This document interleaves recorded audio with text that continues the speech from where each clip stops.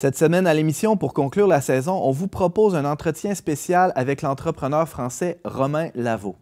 Et on se dit à la saison prochaine pour d'autres épisodes d'On n'est pas du monde.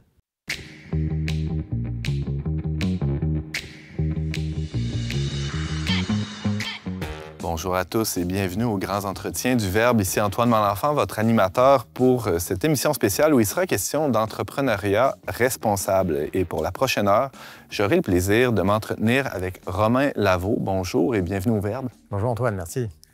Alors, vous êtes physicien de formation, diplômé à l'École polytechnique de Paris. Vous avez travaillé en aérospatial, vous avez fait des fusées. Oui, tout à fait. Je fais lancement de fusée. Oh, wow! Et avant de vous spécialiser dans l'investissement en haute technologie, depuis une dizaine d'années, vous êtes partenaire général. Je ne sais pas si c'est ça le terme francophone là, pour... On l'utilise en anglais, en français, parce qu'on est tout à fait arriéré, mais c'est ça. Ah ouais, alors associé, mais on peut dire associé. OK, ouais. Associé chez Partech, l'un des plus gros investisseurs en techno de l'Europe. Vous avez fait paraître récemment, en fait en 2021, chez Salvatore, le livre « Chef d'entreprise en temps incertain », une petite plaquette assez dense quand même, dans laquelle vous développez votre vision de ce que pourrait être une entreprise éthique, socialement et environnementalement responsable. Une première question peut-être un peu bête. Qu'est-ce que ça fait un investisseur en haute technologie chez Partech? Alors, en fait, c'est assez facile pour moi parce que j'ai été financé par Partech avant de passer de l'autre côté de la table et de devenir investisseur. Donc, entre les fusées et ma carrière d'investisseur, j'ai fait 10 ans de start-up dans l'intelligence artificielle, avant que ce soit cool, et financé par 2 fonds, mais dont Partech. Donc, c'est aussi comme ça que la transition s'est faite. Quand la société a été rachetée en 2011, les anciens associés m'ont dit « Écoute, Romain, on cherche quelqu'un pour prendre la tête après nous. Est-ce que ça t'intéresse ?» C'était dur de dire non. Et donc, ce métier, ce qui m'a tout de suite séduit, c'était que c'était ce qu'il y avait de plus proche de l'entrepreneuriat, parce qu'on est au contact des entrepreneurs, mais en ayant la possibilité de toucher à tout, toute la journée. Moi, je suis extrêmement curieux, très technophile, et donc en permanence de voir des entrepreneurs qui essaient de résoudre les problèmes d'aujourd'hui, inventer les technologies de demain. C'est extraordinaire. Il faut aussi avoir le goût de l'échec. En tout cas, on ne le cherche pas, mais être capable d'y résister parce qu'on se trompe. C'est un métier où on passe son temps à se tromper. C'est presque le propre des startups. Hein? C'est-à-dire que c'est l'innovation. Une nouvelle entreprise, c'est impossible qu'elle ne se casse pas la gueule dans les premiers mois, dans les premières années de son existence. Et vous assistez à ça régulièrement. Exactement. Les probabilités sont contre les entrepreneurs et pourtant, il y en a plein qui se lancent. Et donc, il faut des investisseurs un peu fous pour les accompagner. Sur une centaine d'entreprises, il y en a 20 qui marchent et 5 qui marchent vraiment. Je le disais d'entrée de jeu, vous vous intéressez aux enjeux sociaux, environnementaux, éthiques de l'entrepreneuriat. J'imagine que ça fait partie de vos critères en tant qu'investisseur. Est-ce que c'est de toujours, cette préoccupation-là, ou c'est arrivé plus récemment? Alors, c'est arrivé assez récemment avec une convergence à la fois personnelle, c'est un chemin personnel en tant qu'entrepreneur chrétien, devenu investisseur et avec la volonté de faire quelque chose qui a du sens. Il se trouve que dans tout ce qui est responsabilité environnementale, éthique, etc., on retrouve tout un tas de valeurs chrétiennes. On s'y retrouve très bien, c'est une manière de faire officiellement un alignement entre sa foi personnelle et le travail. Puis après, il y a une pression assez grande du monde de la finance pour verdir en fait toute la chaîne de financement. L'Europe est assez en pointe sur le sujet, c'est d'ailleurs assez étonnant. Et donc avec une volonté très claire des donneurs d'ordre, donc au-dessus de nous, donc les fonds de pension, les fonds souverains, donc qui placent de l'argent dans les fonds de capital risque sur des durées assez longues, sur 10-12 ans, et ils veulent à la fois le profit, mais aussi l'impact. Donc ça, c'est très nouveau, ça date de à peu près le Covid, en fait. Il y a eu un vrai changement. Si récent que ça. Parce qu'auparavant, l'exigence principale, c'était le profit, et même le profit à court terme, si possible. Il y a cette nouvelle exigence-là de l'éthique, de la responsabilité sociale. On y reviendra sur le rôle des actionnaires. J'ai une question pour vous là-dessus un peu plus tard. Mais je veux quand même revenir vous parler de verdir le monde de l'entreprise. Il y a quand même un risque, en tout cas, moi, comme simple citoyen, c'est difficile de ne pas devenir cynique quand on voit beaucoup d'entreprises pratiquer ce qu'on appelle le greenwashing ou l'éco-blanchiment, c'est-à-dire on dit en québécois, peinturer en vert, là, mettre une belle couche de vernis ou de couleur verte sur une entreprise qui, au fond, se préoccupe plus de son image, de relations publiques, de son image de marque que du bien commun et du bien de la planète. Comment on fait pour pas, justement, devenir cynique face à tout ça? Alors, il y a eu beaucoup de greenwashing. Et forcément, dès qu'il y a des enjeux financiers... Il n'y en a plus, hein? Non, mais il y en a toujours. Okay. Dès qu'il y a des enjeux financiers importants, évidemment, les gens vont suivre le vent en disant il faut faire du green, on en fait. Et en fait, il y a deux manières d'en faire. Il y a en faire par conviction réelle et il y a en faire par contrainte, parce que je suis le vent et je vais là où est l'argent. Heureusement, et c'est pour ça que je disais que l'Europe est un peu en pointe, il y a depuis 2 ans une réglementation européenne qui est maintenant en place, qui s'appelle SFDR, Sustainable Finance Disclosure Regulation. Donc, disclosure, ça veut dire qu'il faut dire ce qu'on fait. Après, il faut faire ce qu'on dit, mais il faut, en matière de finances responsables, chaque fonds d'investissement doit être capable de dire chaque année, voilà tous mes critères, voilà ce que je fais, voilà ce que je mets dans mes processus d'investissement. Ce qui est intéressant, c'est qu'on doit discloser ce qu'on fait, mais ça ne nous dit pas, ça ne nous oblige pas à faire quoi que ce soit. Mais cet exercice de transparence, forcément, il diminue le greenwashing. Il y en a encore, mais ça oblige chacun à réellement, d'abord, réfléchir à ce qu'il veut faire en matière d'investissement responsable, avoir des règles transparentes, écrites, publiques, et puis après montrer qu'il les met en œuvre. Un tableau de bord qui démontre qu'on a suivi ce qu'on a promis. C'est intéressant. Et l'Europe, vous dites, est en avance là-dessus. C'est pas des choses qu'on retrouve dans d'autres coins du monde? Alors, il se trouve que Partech, on a la chance d'investir dans à peu près tous les continents. Enfin, historiquement, c'était très transatlantique, avec un bureau initial à San Francisco, puis à Paris. Maintenant, on est à Berlin, New York, Dubaï, 2 bureaux en Afrique, côte ouest et côte est, et puis on fait un petit peu d'investissement en Asie. Quand on compare, l'Afrique et l'Asie sont... En fait, c'est pas un sujet aujourd'hui. C'est-à-dire que le sujet numéro 1, c'est de développer. Voilà, c'est le développement économique. Et donc, il se fait au détriment du green. Voilà. Mais au moins, il n'y a pas de cynisme. C'est-à-dire que réellement, on s'en préoccupe pas. C'est une façon positive de faire ça, oui. Là où on voit du cynisme, c'est clairement les États-Unis. Les États-Unis, parce qu'ils ont d'abord la puissance financière. Le capital risque américain, c'est le double du capital risque européen. Donc, on rattrape progressivement, mais c'est très, très gros. Et pour un marché qui est plus petit, finalement, ou en tout cas comparable. Oui. Alors, en technologie, ils sont quand même très forts. Oui, c'est vrai, mais si on parle... Mais c'est vrai, en nombre de personnes. Voilà. Non, ce qui est... En fait, il y a une légende, parce que je pense que ce n'est qu'une légende, aux États-Unis, qui est qu'il faut choisir entre le rendement ou l'impact. Et je commence à être persuadé que c'est plus le cas. Et ça, c'est nouveau, hein, c'est un changement générationnel. Vous avez cette génération Z, les 18-25 ans, là, c'est 2,5 milliards de personnes. Et c'est une force de consommation, enfin, c'est la plus grosse force de consommation qu'on ait jamais vue sur Terre. Et donc, elle a les moyens de faire changer, en fait, les marques. Et on le voit, il n'y a qu'à se promener dans un supermarché. On voit, en fait, que les marques sont obligées, alors là encore, par conviction ou par contrainte, de suivre ce changement. Et ce qui est intéressant, c'est que ces consommateurs, les 18-25 ans, ce sont aussi les employés de demain, qui arrivent avec les mêmes convictions au travail. Et en fait, ça modifie de l'intérieur les entreprises. Et moi, je le vois dans les startups. Les startups recrutent beaucoup de jeunes. Et il y a vraiment, au cœur des startups, un changement de l'âme, en fait, qui anime les employés, du sens de la mission. Et donc, ce qui est intéressant, c'est qu'auparavant, les têtes de classe partaient chez McKinsey, Goldman Sachs. Bon, je ne vais pas citer trop de marques, mais maintenant, c'est fini. Chez les grandes boîtes. Maintenant, voilà, les grandes boîtes, etc. Maintenant, au contraire, c'est les petites structures qui sont capables de leur offrir ce sens et ce sens de la mission, c'est de savoir à quoi je sers. Ah oui. Donc, quelqu'un qui sort premier de classe à Polytechnique, ou peu importe où, là, je prends cet exemple-là, plutôt que d'être attiré par un gros salaire dans une grosse boîte, va plutôt chercher un job qui le satisfait dans le sens de son travail, Oui. Et les meilleurs, ils créent leur entreprise. En fait, les start-upers, il y a 20 ans, c'était plutôt les derniers de classe qui n'avaient rien trouvé d'autre, ou alors un peu farfelus, qui n'étaient pas rentrés dans le système scolaire. Ouais. Parce que les bons, ils cochaient les cases, ils allaient dans le conseil, dans la banque, etc. Ouais. Les grands groupes. Aujourd'hui, c'est complètement l'inverse. C'est-à-dire que les têtes de classe, qui sont les mieux formés, eux, en fait, ils veulent mettre cette compétence au service de la mission qu'ils ont choisie, et pas simplement la mission de quelqu'un. Et beaucoup de grands groupes ne sont pas très bons pour offrir cette mission claire à ces jeunes. Et du coup, comme on a les meilleurs talents qui se retrouvent dans les startups, c'est pour ça que je suis convaincu que demain, on aura la possibilité d'avoir et la performance et l'impact. Et on le voit, la chaîne de financement est en train de changer. Donc, il y a une préférence qui se fait pour ces sociétés qui sont capables d'avoir de l'impact. Malgré le risque. Voilà, malgré le risque.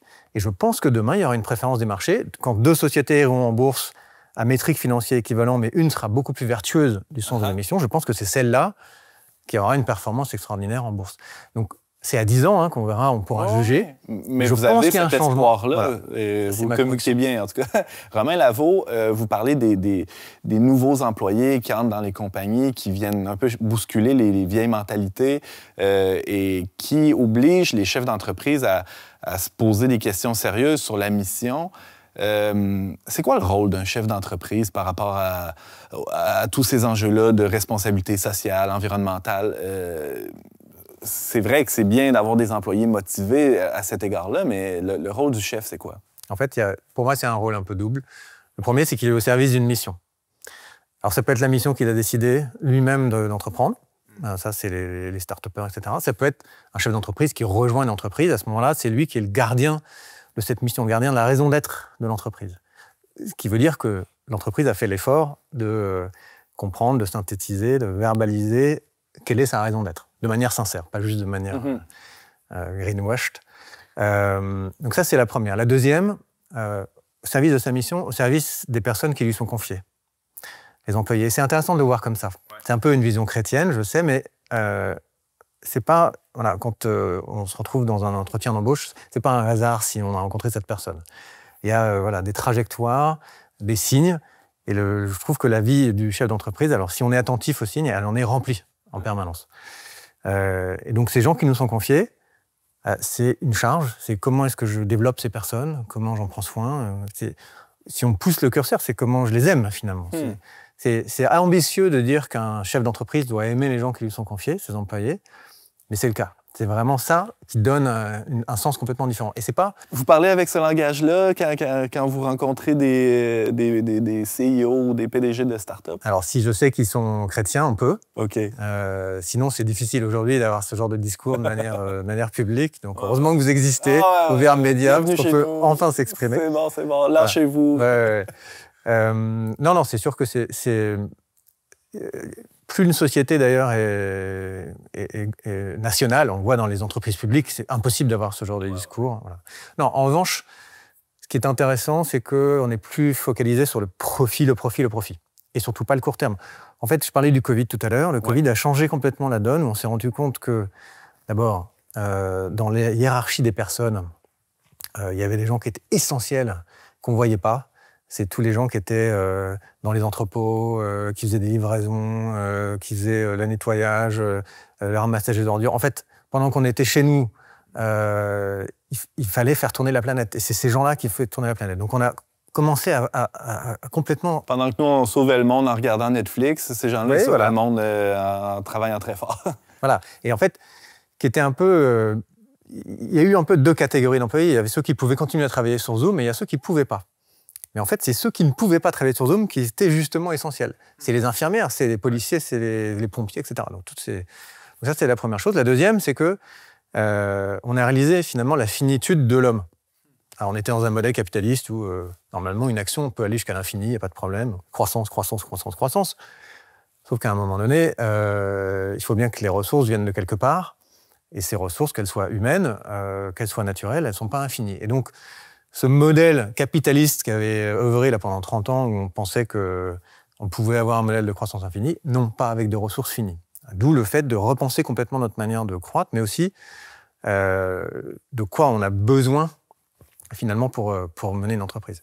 Ce qui pose la question, pour moi, dans le rôle du chef d'entreprise, c'est à quoi on mesure le succès du chef d'entreprise, finalement. Donc le succès de l'entreprise elle-même, mais aussi le succès du chef d'entreprise. Il y a 20 ans, c'était en gros le nombre de chevaux sous le capot de son moteur, qui était un peu le symbole de sa réussite, et c'était le nombre de zéros sur le chèque du bonus parce que tant de dividendes aux actionnaires, etc. Oui, c'est ça, et le bonus était calculé, et encore aujourd'hui, dans certaines entreprises, calculé en fonction des résultats en bourse, et c'est à peu près tout, non? Et alors, vous ne m'entendrez jamais dire que le profit n'est pas nécessaire, au contraire. En fait... Pourquoi faisons une parenthèse. Pourquoi il est nécessaire? Justement, pendant le Covid, on s'est rendu compte qu'on avait plein de problèmes de court terme qu'il fallait régler, comme dans toute crise. et que c'était finalement ça la clé du long terme. Un chef d'entreprise, il a les yeux sur l'horizon. Je fais toujours l'analogie entre, j'aime bien le bateau, entre quelqu'un qui tient la barre ou le gouvernail, et puis, donc lui, c'est un peu le pilote, il surfe sur les vagues, il remonte au vent, etc. Et puis, il y a le navigateur. Lui, il regarde la carte, il veut traverser l'Atlantique, il regarde le long terme.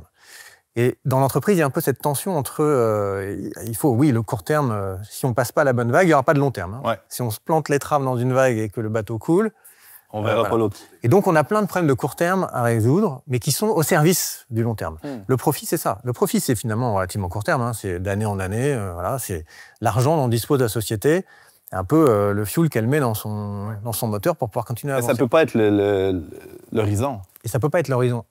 Et d'ailleurs, c'est vraiment aussi la manière chrétienne de voir le profit. C'est que le profit est bon à partir du moment où ce n'est pas une fin. Ouais. Ce n'est pas l'objectif numéro un. J'aime bien cette notion de capital, parce qu'elle est essentielle dans mon métier. Hein. Et en fait, on se rend compte, aujourd'hui, le Covid nous a permis de réaliser ça, qu'il n'y a pas que le capital financier. Le capital financier, c'est indispensable pour une entreprise. Et une entreprise qui érode son capital financier, elle va à la faillite. Ça, donc, le profit permet de développer son capital et donc d'augmenter ses moyens. Ouais. Le capital humain, ça c'est ce qu'on a fait la réalisation pendant le Covid, c'est-à-dire que s'il n'y a plus personne pour travailler dans l'entreprise ou qui sont malades, il n'y a pas d'entreprise. Je ne sais pas comment c'est en France, mais au Québec, on a de sérieux problèmes de pénurie de main-d'œuvre dans de nombreux domaines. On réalise peut-être enfin là, la valeur de ce que vous appelez ce capital humain. Voilà, et ce capital humain. Alors, ce qui est intéressant, c'est que dans mon métier de start-up, parfois, il n'y a que ça. C'est-à-dire que c'est une entreprise où il n'y a pas encore de chiffre d'affaires, où parfois il n'y a même pas de produit, il y a juste une équipe. Une gang de cerveaux ensemble. Et voilà, et pourtant on est capable de dire, ça aujourd'hui ça vaut X millions. Incroyable. Et donc c'est vraiment le capital humain. À la fin de la chaîne, malheureusement, aujourd'hui c'est encore valorisé que sur des métriques financières, en bourse notamment. Et donc capital humain est la charge du chef d'entreprise, exactement comme il doit préserver ou développer son capital financier, c'est de développer son capital humain. Donc investir dans les gens, ça veut dire savoir les recruter, prendre soin d'eux comme des personnes. Et ça, c'est très intéressant, c'est de voir, de pas juste voir un organigramme avec des fonctions, c'est une somme de personnes. Et c'est des personnes qui viennent avec ce qu'ils peuvent procurer à l'entreprise, ce dont ils ont besoin, leur fragilité. Le Covid a été intéressant pour ça, c'est-à-dire que ça a un petit peu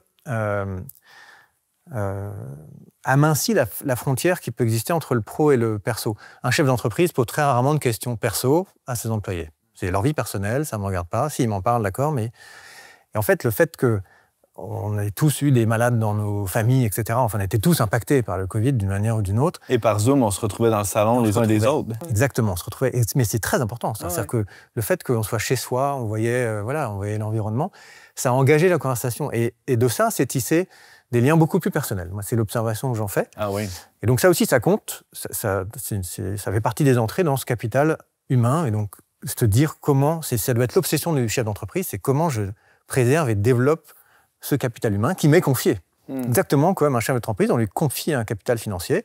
Ça peut venir d'investisseurs, ça peut venir d'actionnaires historiques, etc. Et donc, on lui confie capital financier, on lui confie un capital humain. Et puis, il y a un troisième capital qui est en fait essentiel, c'est-à-dire que vous mettez dans une pièce de l'argent et des personnes, et vous secouez très fort et vous attendez qu'il se passe des choses, il ne se passera rien.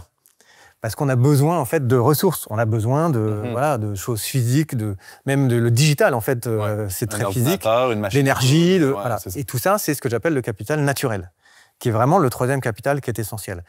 Ce qui est un peu compliqué avec le capital naturel, c'est qu'aujourd'hui l'entreprise n'est pas capable de dire quel est mon capital naturel. On ne peut pas le calculer. Capital financier, on sait très bien. Capital humain, on peut y arriver et il faut développer des choses. Capital naturel, personne n'en a aucune idée. Et pour autant, chacun reçoit avec l'entreprise une part de ce capital naturel et il faut, même chose, le préserver et idéalement le développer. Si on est vraiment dans un objectif de long terme, donc l'entreprise durable, pour moi c'est celle qui dure, c'est que justement ces trois capitaux doivent en harmonie pouvoir se développer et s'il y en a un qui me fait défaut, je ferai faillite. C'est comme un trépied, hein? S'il y a une patte qui casse, ça tombe. Exactement.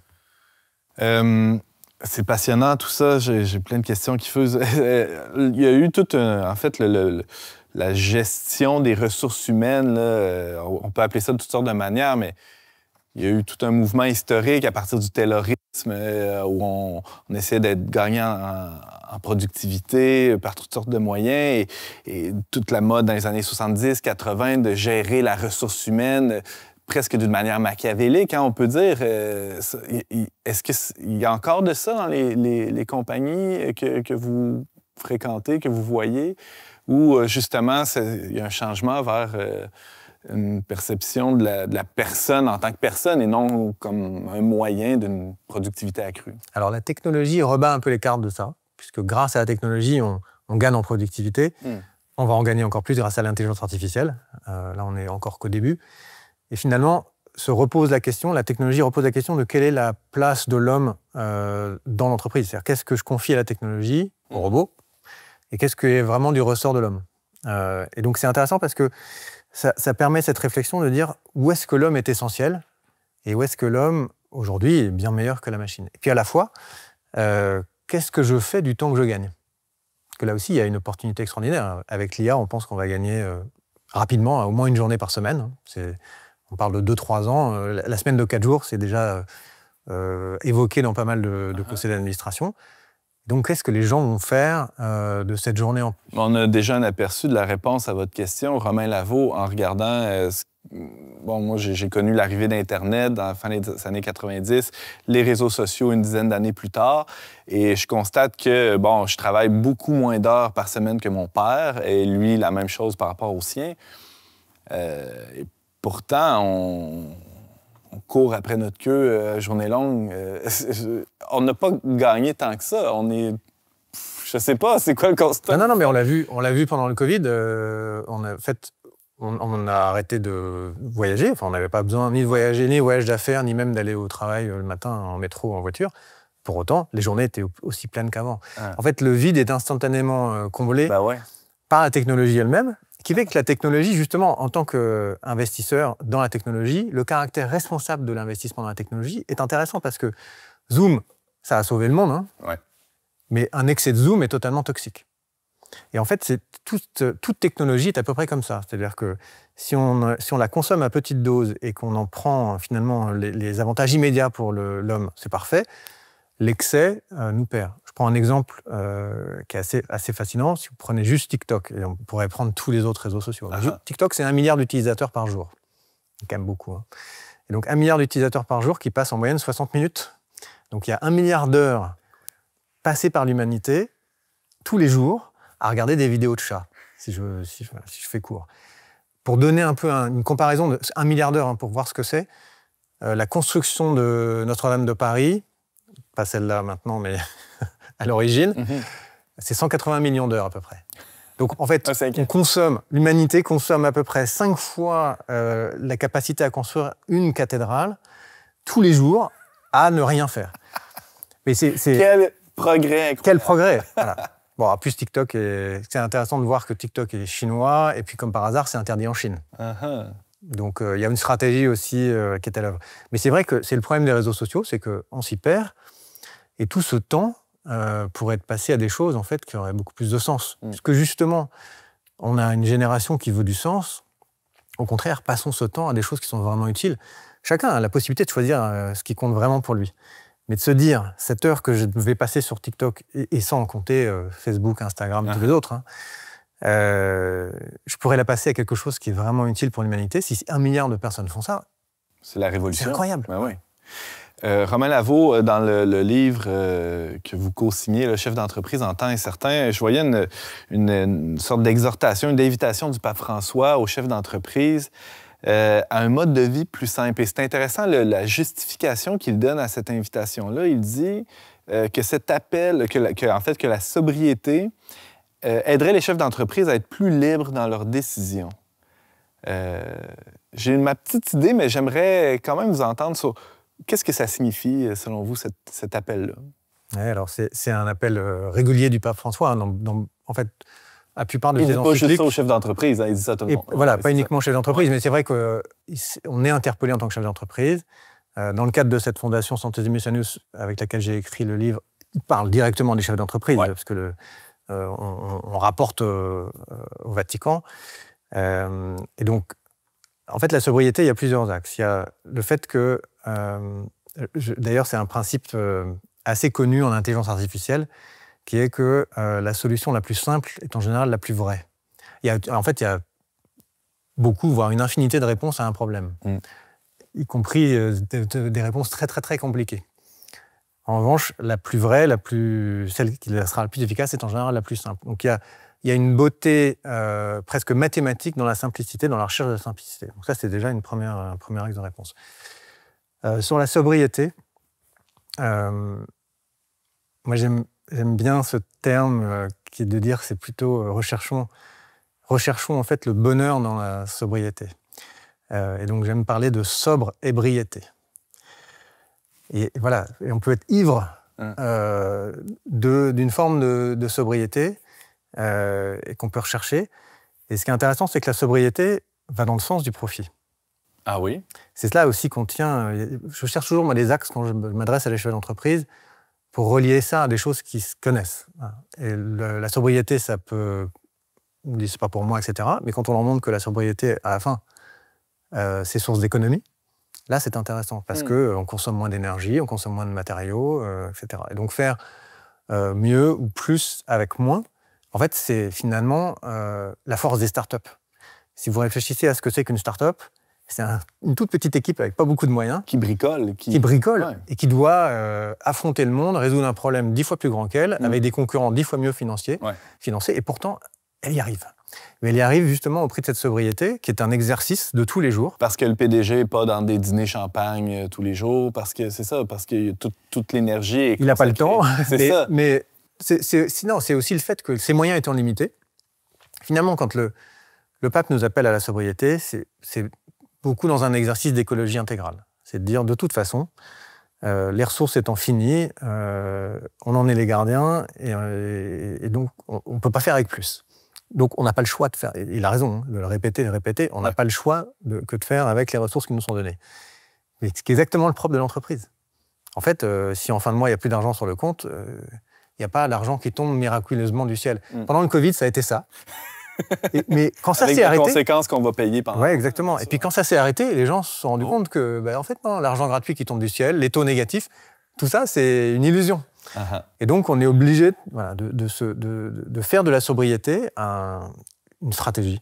Voilà. Donc, c'est pour ça que cette proposition du pape François, elle résonne particulièrement pour les entrepreneurs. Alors, si en plus on est chrétien, on arrive à relever les deux. Ben oui, facilement.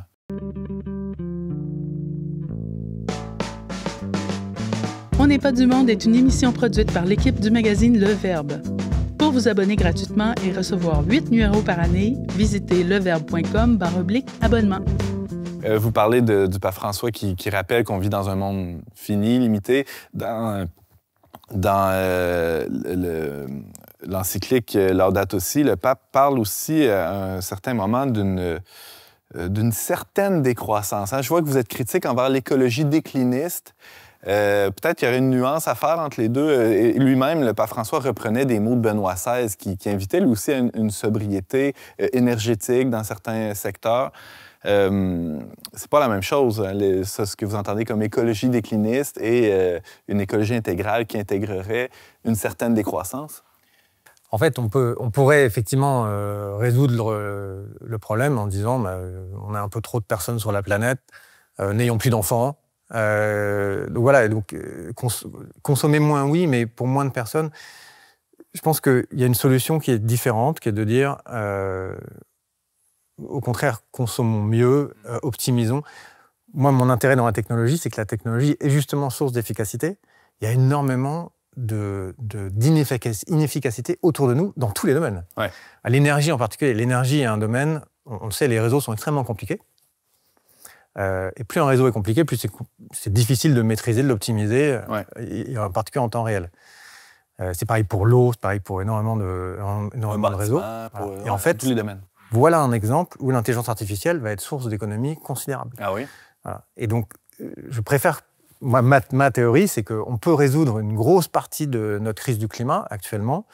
Alors, évidemment, par le changement des comportements, mais aussi par l'apport de la technologie pour aller à la chasse aux déchets.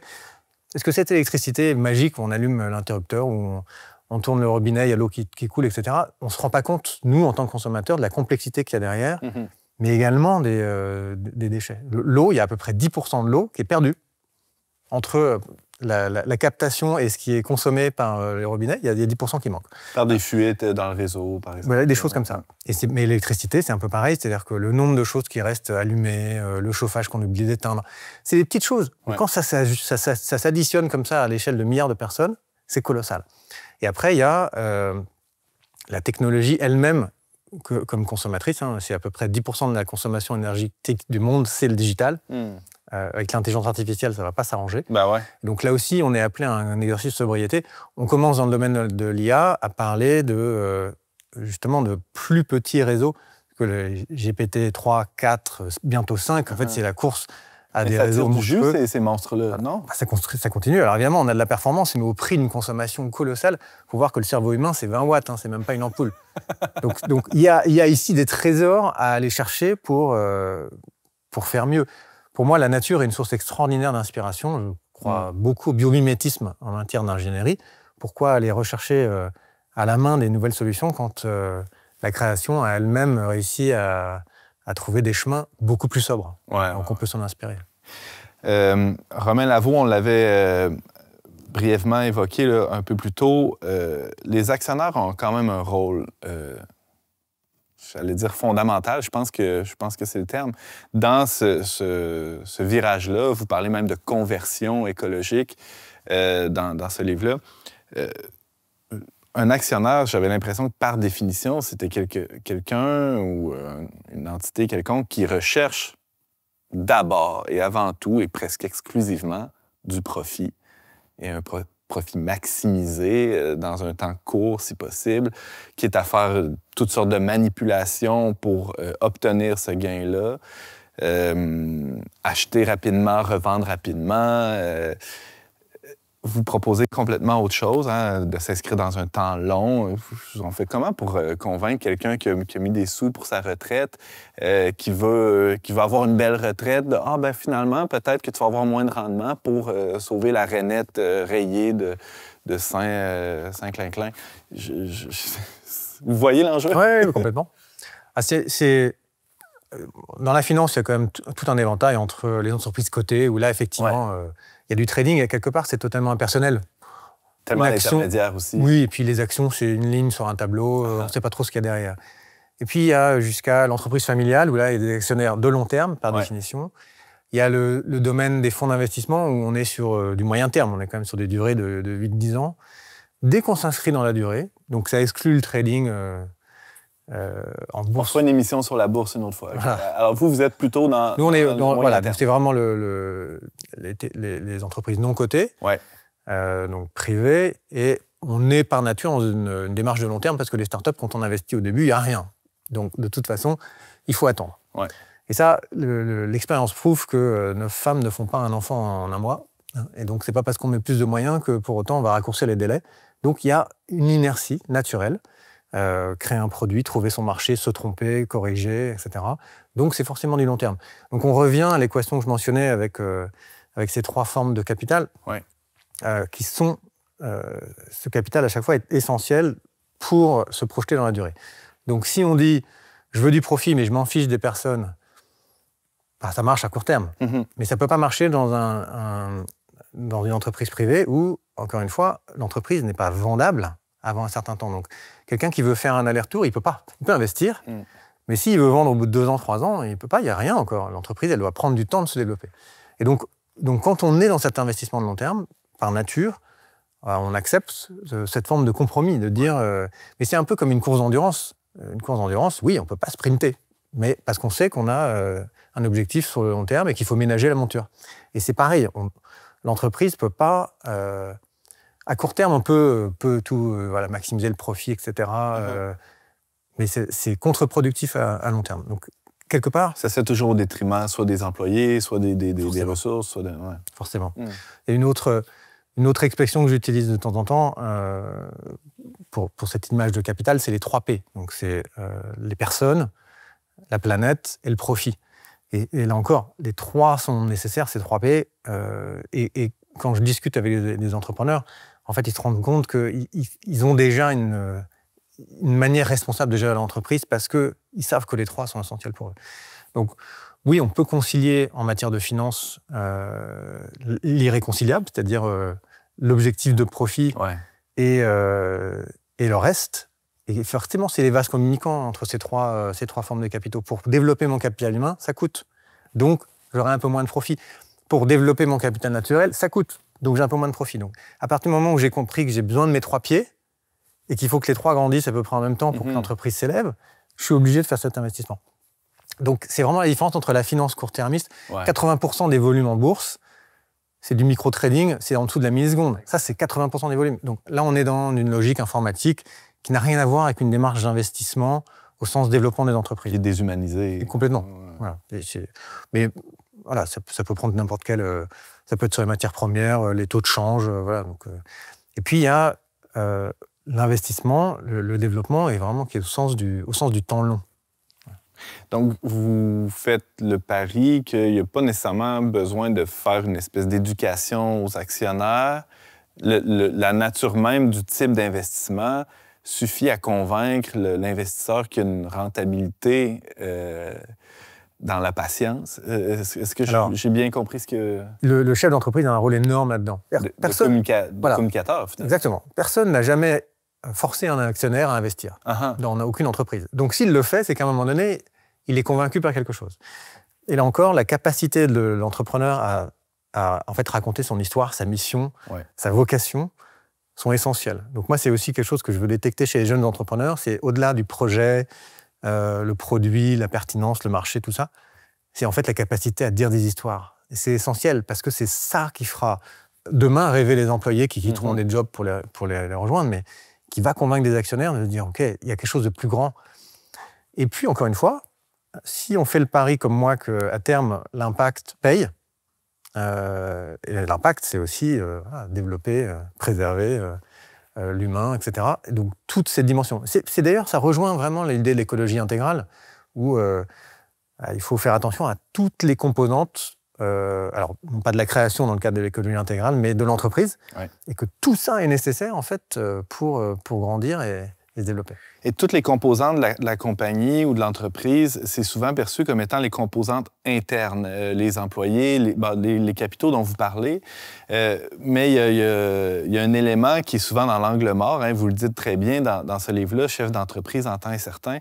Romain Laveau, les éléments externes à l'entreprise ou les parties prenantes qui se trouvent être les fournisseurs, les clients, les investisseurs aussi, je pense qu'on peut les inclure là-dedans, qui ne sont pas dans le quotidien de l'entreprise, ils doivent faire partie de cette réflexion-là sur la conversion vers une meilleure éthique d'entreprise, vers une meilleure éco-responsabilité. Pourquoi c'est tellement dans l'angle mort des compagnies aujourd'hui? C'est quand même le grand oublié ou le grand pauvre. Ça devrait être une évidence que l'entreprise, elle doit s'entendre au sens le plus large du terme avec les clients. La raison d'être d'une entreprise, elle est en général très largement tournée vers les clients. Elle n'existe que pour les clients et la manière dont ils vont consommer le produit ou le service. Mais elle ne se ferait pas sans les fournisseurs. Alors, on commence à le comprendre quand on parle d'empreinte carbone, puisqu'on sait que pour l'empreinte carbone, il faut remonter la chaîne fournisseur, parce que c'est en général assez loin qu'on va trouver l'empreinte la plus grande. Donc, à la fois les investisseurs et les consommateurs commencent à faire attention. Maintenant, les étiquettes de produits, vous savez d'où ça vient, comment ça a été fait, etc. Donc on commence... ça implique tout le monde, du début à la fin de la chaîne. C'est-à-dire qu'on commence à comprendre que derrière un produit, il y a toute une chaîne qui est au service de la création de ce produit. Donc je pense que cette évidence va s'imposer, que l'entreprise, ça n'est pas que les 4 murs qui la composent, mais en fait, c'est tous les gens qui sont en interaction. Et ce qui veut dire que cette notion de capital financier, capital humain, capital naturel, elle doit s'entendre de manière étendue. Et si moi, je gagne de l'argent au détriment de mes fournisseurs, au détriment de mes clients, c'est qu'il y a un problème. Et ce problème, à long terme, on est sûr qu'il va être révélé. On va court-circuiter notre durabilité, on va s'auto-saboter, finalement. Romain Laveau, c'est passionnant. Tout ça, il nous reste, je vois le temps filer, là, c'est vraiment crève-cœur, tout ça. Je voulais vous entendre sur un point. Vous parlez de l'enseignement social de l'Église, de ce qu'on entend comme la doctrine sociale de l'Église. Malheureusement, c'est le secret le mieux gardé de l'Église, là, je pense. C'est un ensemble de principes qu'on peut résumer, là, vous le faites très bien dans le livre d'ailleurs, au respect de la dignité humaine, à la recherche du bien commun. Je pense que ce serait bien là, que des entreprises aient ça à cœur. La subsidiarité et la solidarité. Bon, ça, c'est des grands principes, des grandes idées. Concrètement, comment on peut faire atterrir ça? J'aimerais vous entendre sur des exemples d'une entreprise qui aurait, par exemple, on va les décortiquer un après l'autre peut-être, là, une intention particulière de respect de la dignité humaine. Ouais. Alors, avant ça, je fais un petit aparté pour voir dans quel contexte s'inscrit cette doctrine sociale de l'Église.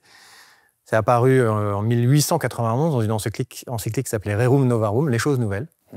Léon XIII, le pape Léon XIII, et en fait qui, un peu pour la première fois, historiquement, faisait le constat que il se passait des choses dans le monde réel sur lesquelles l'Église devait s'engager et devait en fait se prononcer. Et cette chose, c'était l'apparition du capitalisme. Et donc, Rerum Novarum, si vous lisez cette encyclique, c'est rempli d'ouvriers, patronat, exploitation. Ouais, le 19e siècle, c'est le siècle des révolutions industrielles et politiques aussi qui en sont suivies. Exactement. Ouais. Et donc, c'est un peu les fondements de la doctrine sociale de l'Église. Et Saint Jean-Paul II, revisite cette encyclique 100 ans plus tard, en 1991, avec une encyclique qui s'appelle Centesimus Annus, 100 ans, les 100 ans de Rerum Novarum, et donc les 100 ans de la doctrine sociale de l'Église, et il dit, finalement, rien n'a changé. C'est toujours l'exploitation des ouvriers, le patronat, les syndicats, avec une différence, c'est qu'aujourd'hui, on est dans un monde technologique.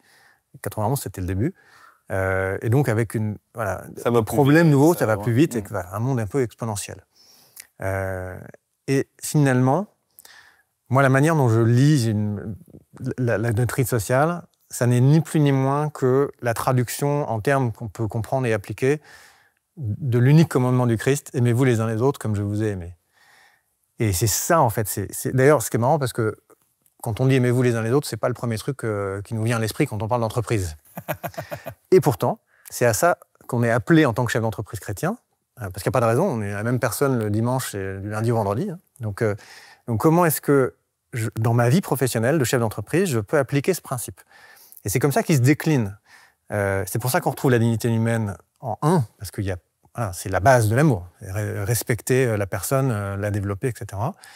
La recherche du bien commun, parce que c'est aimez-vous les uns les autres comme je vous ai aimé, et Dieu a aimé le monde.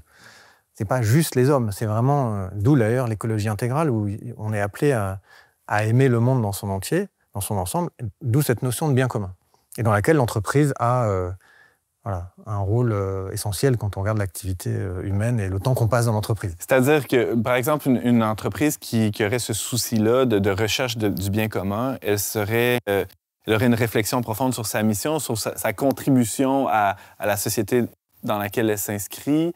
Ça pourrait être... justement, on parlait de chaîne d'approvisionnement tout à l'heure. C'est d'avoir un souci particulier pour que la chaîne, justement, si j'ai un fournisseur qui maltraite ses employés, il faut que je m'en soucie un peu aussi, non? Complètement. C'est ça qu'on... D'ailleurs, on est à cheval sur le sujet de dignité humaine et de bien commun. Ces 4 dimensions du compas, de la doctrine sociale, sont d'ailleurs pas complètement dépendantes. On fait toujours appel à ces 4 directions. Ouais. Mais pour reprendre effectivement sur le bien commun, c'est presque le plus simple dans le contexte actuel où chaque entreprise doit exprimer sa raison d'être, exprimer quelle est sa mission à ses jeunes employés qui veulent la rejoindre, à quoi vous servez. Donc ça, c'est presque le plus simple dans la tête des chefs d'entreprise, c'est ce que j'observe. Sur votre question de la dignité humaine, finalement, le travail de l'entreprise, c'est le lieu d'expression de cette dignité. Quand vous voyez des gens dans la rue qui n'ont pas de domicile, en général, la meilleure manière de les aider, c'est de leur donner un emploi, pas juste de leur donner un sandwich. Et donc, on est vraiment dans la construction de la personne à long terme. Et c'est ça qui se joue. Et donc, de faire de cette personne-là quelqu'un de co-créateur, hein, c'est ça l'appel aussi. Complètement. Ouais, qui réalise quelque chose, qui construit quelque chose. Et en tant que chef d'entreprise, ça veut dire donc faire attention à chaque personne qui nous est confiée. Et quelque chose qu'on fait dans ce livre, c'est on ne va pas être donneur de leçons, on est tous des apprentis en matière d'application de la doctrine sociale de l'Église dans nos entreprises. Donc c'est vraiment pas à pas et un long chemin de conversion. Ouais. Mais c'est plutôt l'idée de poser des questions. Et des exemples de questions qu'on pose assez souvent sur le sujet de la dignité humaine, par exemple, combien de personnes de votre entreprise dorment dans leur voiture. L'immense majorité des chefs d'entreprise ne savent pas. Et malheureusement, la statistique, c'est que dans toute entreprise de plus de 100 personnes, c'est pas 0. Et le fait de se poser cette question, le fait de réaliser qu'on ne sait pas la réponse, en fait, on a déjà commencé à se mettre en chemin. Il y a déjà un travail qui commence. Là. Ah, exactement. Il y a une autre question, c'est est-ce que dans mon entreprise, je vois la personne avant la fonction? En fait, en général, c'est l'inverse. C'est-à-dire que j'ai mon directeur financier, il y a le responsable qualité, voilà. Mais on les appelle comme ça, d'ailleurs. En fait, non, c'est des personnes avant la fonction. Et là aussi, le fait de se mettre ça... Alors, si en plus, on pousse en disant c'est le Christ au cœur de chacune de ces personnes, qu'elles soient croyantes ou non, qui sont là avec moi dans l'entreprise, ça change évidemment complètement la dimension. Mais l'idée, c'est, pour bien appliquer ces 4 dimensions, c'est de se poser des questions. Il y a d'ailleurs une phrase, moi, que je trouve extraordinaire dans l'encyclique Centesimus Annus, qui a été pour moi une révélation. Et le pape Jean-Paul II nous dit « L'Église n'a aucun modèle à proposer ».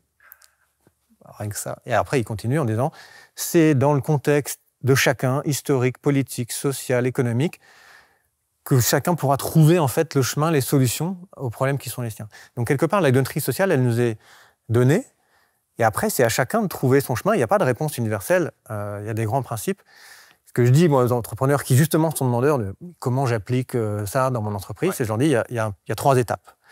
La première, c'est que tu dois t'assumer en tant que chrétien dans ton entreprise. Tu ne vas pas te mettre subitement à trouver les bonnes réponses si toi-même, tu te mets des barrières en disant, non,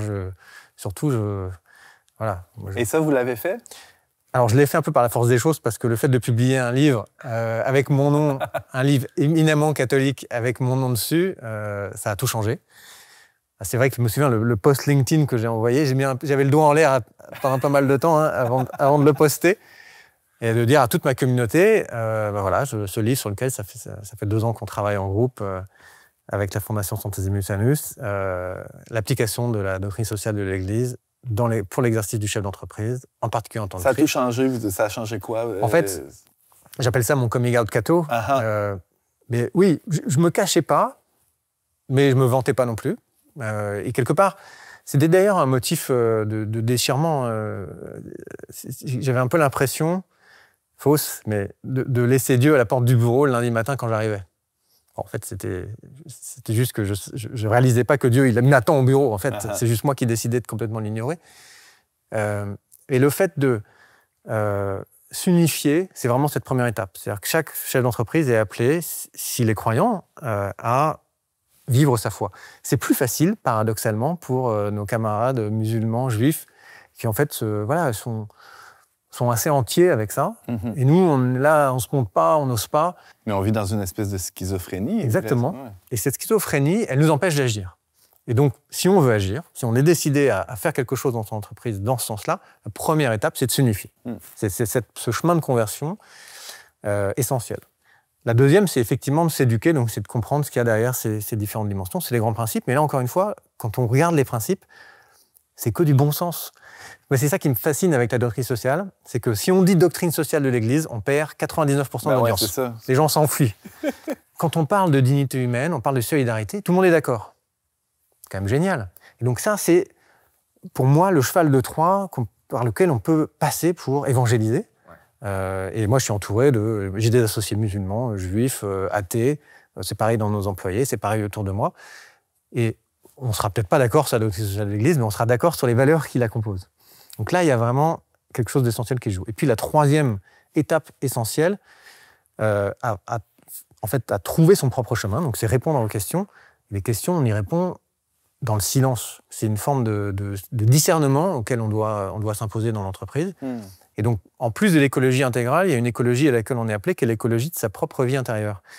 Et notre vie intérieure, au bureau, elle est à zéro. C'est qu'en permanence, alors que ce soit les réseaux sociaux, le moindre temps qu'on a si on le passe sur les réseaux sociaux.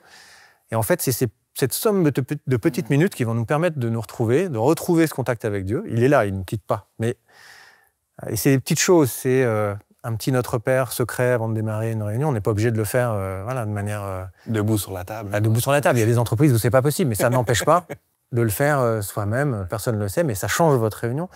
C'est toute une somme de petites choses comme ça pour se mettre en présence du Seigneur et le laisser s'éclairer. Et c'est pas un exercice facile pour un chef d'entreprise que d'avouer qu'il n'a pas les réponses tout seul. Mais c'est le cas. On est petit, on est tout petit. Et de se dire, je confie au Seigneur les problèmes compliqués, parfois contradictoires, qui me sont soumis en tant que chef d'entreprise. Et avec l'inspiration de la doctrine sociale de l'Église qui me proposait, les réponses me seront données. C'est toute la force, je pense, de Laudato Si, l'encyclique du pape, qui répète, je ne sais pas à combien de reprises, qu'il n'y aura pas de conversion écologique tant qu'il n'y aura pas une conversion spirituelle. Et si une entreprise désire être green ou être verte ou être éco-responsable ou socialement responsable, que sais-je, ce que vous dites, c'est que c'est pas vraiment possible sans qu'il y ait une démarche spirituelle qui soutienne ça de manière solide. Et donc, nous, en tant que chrétiens, on est directement invités à cette conversion spirituelle, mais elle est totalement universelle. Il n'y a pas de religion qui dit « je suis contre la biodiversité ». Donc, c'est encore une fois, la chance, c'est de ces ponts qui nous sont offerts et d'emmener. Moi, c'est pour ça que je me sers beaucoup de l'ESG comme étant un véhicule ESG étant environnement, social et gouvernance. Ouais. Et donc, les grands principes, finalement, de l'entreprise responsable et l'investissement responsable. Et je me sers beaucoup de ce véhicule-là comme étant, moi, un moyen d'être complètement en paix avec les actions que je vais mener, parce que l'ESG permet, finalement, d'encapsuler toutes ces valeurs. Il y a plein d'éléments qui se recoupent, c'est ça, entre l'ESG et la doctrine de l'Église, même si le nom n'est pas sexy du tout. C'est ça. Romain Lavaux, à au moins 2 reprises dans votre livre, vous parlez de l'entreprise familiale, en tout cas, ou dans la préface aussi, il est question de l'entreprise familiale comme étant un modèle, justement, d'une entreprise pérenne ou durable. Vous l'avez d'ailleurs dit un peu plus tôt. Dans un monde globalisé, et vous êtes critique, je crois, j'ai cru comprendre une critique du protectionnisme, avec des frontières tarifaires, des barrières au commerce. Dans un monde globalisé, comment une entreprise familiale ou de type familial, on peut inclure ça là-dedans, peut survivre en rivalisant avec les grands saumons? Alors, entreprise familiale ne veut pas forcément dire petite. On a en France quelques très très belles entreprises familiales, que ce soit L'Oréal, que ce soit Dassault, que ce soit LVMH. Voilà. Donc, c'est des entreprises qui ont grossi avec le talent des générations qui l'ont composée. Parce qu'en fait, ce qui nous intéressait dans l'entreprise familiale, c'est qu'elle est forcément de long terme. Ce qui est au cœur de l'entreprise familiale, c'est qu'est-ce que je laisse à la génération suivante. C'est sa vision. C'est sa vision. Et donc, quand on est dans cette vision-là, on n'est pas court-termiste. Et c'est parce qu'elle n'est pas court-termiste qu'elle se permet des choses, un peu moins de profit. Mais finalement, que l'entreprise... Une génération ne peut pas se permettre de dire je maximise le profit, je pompe tout et je laisse rien à la génération d'après. Dans le cas d'une famille, on ne peut pas. Quand il y a des actionnaires qui ne se connaissent pas, oui, on s'en fiche. Mais le fait qu'il y ait ce pacte familial autour de l'entreprise fait qu'on est complètement dans une autre perspective. Et c'est inspirant pour nous, parce que finalement, c'est pareil avec la création. C'est qu'est-ce qu'on va laisser à la génération d'après. Et ça devrait être pareil dans n'importe quelle entreprise où on a cette perspective de long terme. Donc, on ne dit pas que c'est un modèle qui est le seul modèle, mais c'est un modèle inspirant. Parce qu'il a cette vision de long terme, qu'il est très résilient et qu'il passe mieux les crises que les autres entreprises, notamment parce qu'il y a pas mal d'entreprises où on dit c'est pas grave, je vais en faillite. On ne fait pas ça avec une entreprise familiale, parce que c'est un patrimoine. Romain Lavaux, il me reste du temps pour une dernière question. J'aurais envie de vous entendre un peu plus sur le parcours ou l'événement qui a servi de déclic à... vous parlez de votre coming out, mais je veux dire, il y avait un travail qui avait été fait en amont de ça par le Seigneur. C'est terrible, il nous reste 3 minutes pour aborder ça. Alors, c'est une histoire que je ne raconte pas en 3 minutes d'habitude, mais je vais vous la dire en 3 minutes. Le petit secret, c'est que, effectivement, le chemin a démarré un peu plus tôt. J'ai été baptisé à l'âge de 25 ans. Et donc, cette conversion, c'est un chemin. Finalement, il y a eu... évidemment, ce long chemin qui a mené jusqu'au baptême, où Jean-Paul II a joué un rôle. Donc, c'est une boucle assez signifiante pour moi. Moi, je suis un produit des JMJ de 1997 à Paris. C'était une révélation. En fait, l'homélie du pape m'a touché d'une manière complètement inattendue. et qui a été ensuite une somme de signes très très clairs du Seigneur en disant voilà ton chemin, voilà ton chemin, voilà ton chemin. Et donc ça a été cette lente progression, le catéchuménat vers le baptême. Ça, clairement, pour en témoigner, il y a un avant et un après baptême. C'est-à-dire que on a un peu l'impression d'un voile, comme si on avait un voile sur les yeux, puis on a un voile qui tombe et on voit les choses différemment. Vraiment. Et puis on découvre l'exercice de la prière et à quel point la prière marche. Alors, je dis toujours en matière de prière, il y a deux catégories de personnes. Il y a ceux qui savent que ça marche et il y a ceux qui ne savent pas encore que ça marche. mais voilà. Et ensuite, ça a été comment est-ce que ça allait me changer en tant que personne professionnelle. Et ça a été beaucoup plus long, paradoxalement. Ouais. Ça a mis plus de 25 ans. Parce qu'il y avait cette dichotomie dont on parlait un peu plus tôt, cette séparation. Parce que j'avais cette séparation plus ou moins volontaire, une forme de pudeur, etc., qui n'a pas lieu d'être.